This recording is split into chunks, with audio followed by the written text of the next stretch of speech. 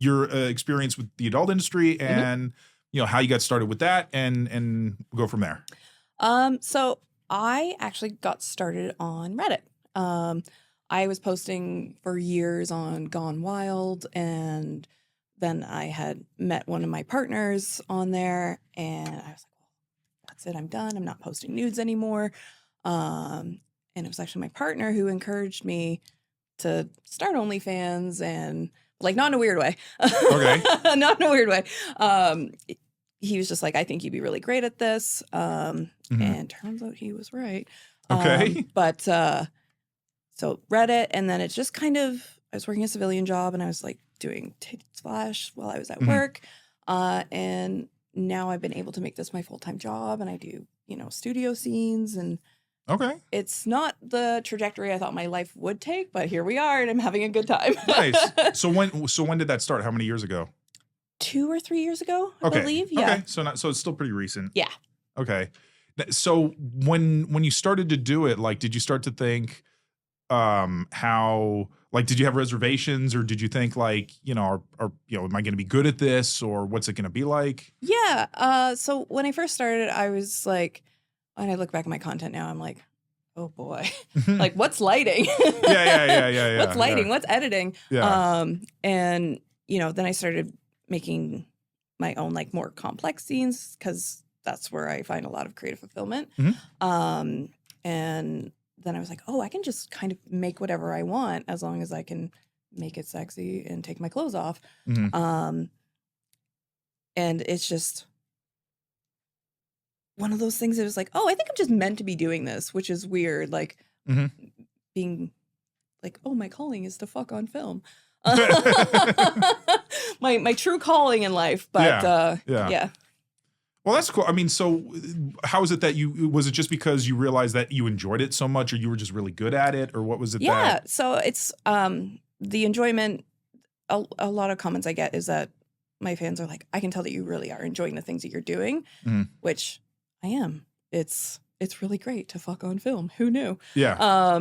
So once I started, I knew that it was going to be on the internet forever. And when girls come to me for advice, I'm like, that's something you need to think about, because you're not going to ever get it off the internet. Yeah. And I was like, well, I'm an adult.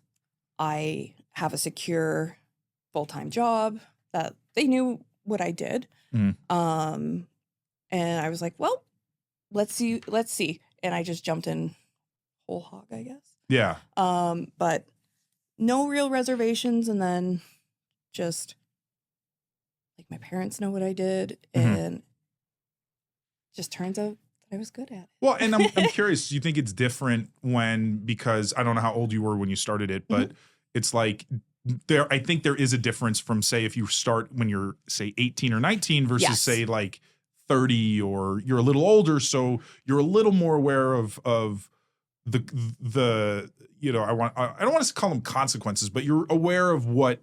Because you said you knew before you started, like, okay, this stuff's going to be out there. Yeah, the ramifications, the consequences, or, ramifications of your actions. Yeah. I think, knowing that and being like, well, also nudes are so popular online now that it's just like, who cares? Well, OnlyFans really kind of blew up the whole thing, especially during COVID, because since you had so many people now that started doing it as a means of, and now you have celebrities that have OnlyFans, which now I don't know if they're doing anything with nudity. I'm sure they're not doing sexual things, because they don't need to, because if OnlyFans tries to present itself as, we're just for creators, we're not for porn. Come and watch our cooking show. Yeah, right. Yeah. So they maintain that and everything like that, which is, it's fine. That's what they want to do. Yeah.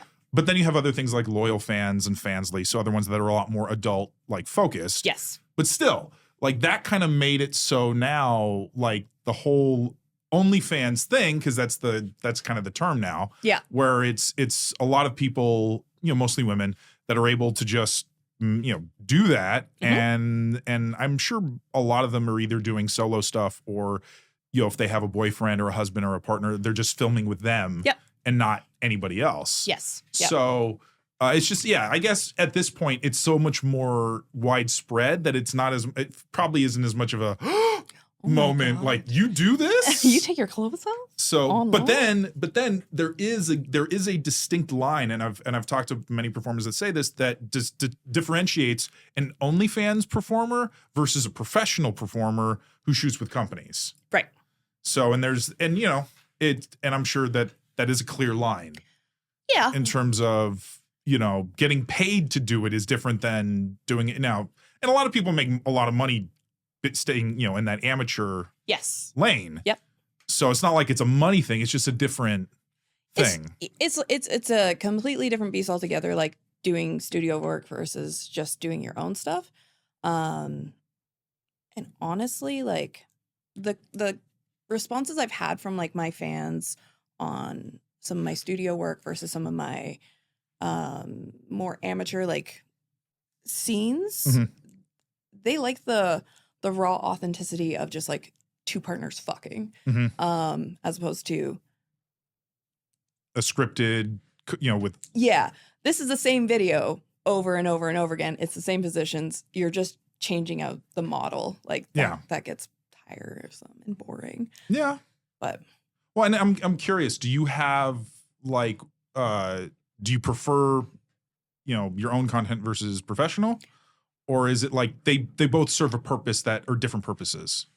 so this is where I'm going to out myself as a fan of the podcast, because Marilyn said it best, honestly. Yeah. Like, it's always nice to have a day at the studio. Like, you show up, they do your makeup, everything's done, and you just know that you have to perform. You don't have to worry about Anything else. And that's really great.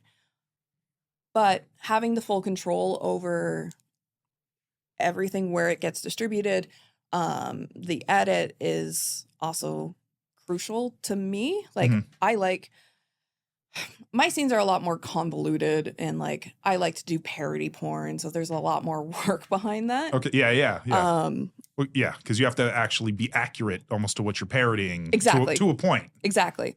So it's just like over here I can have a lot more fun and do stupid stuff. Like I did a Big Mommy Milkers cafe. Okay. Which, like, you're not going to get that at a studio, right? No. But they both have their perks. If I had to choose one, I would probably make my own. Yeah. Just because, like Marilyn said, owning your own content is nice.